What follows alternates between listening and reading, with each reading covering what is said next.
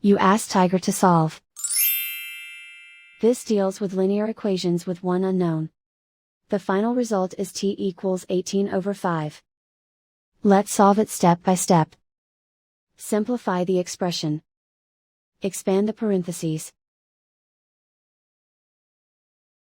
Multiply the coefficients. Simplify the arithmetic.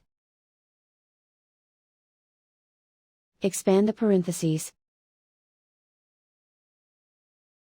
Group like terms. Simplify the arithmetic. Group all constants on the right side of the equation. Add 18 to both sides. Simplify the arithmetic.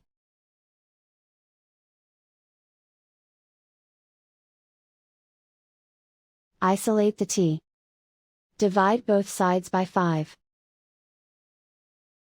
Simplify the fraction. And so the final result is t equals 18/5.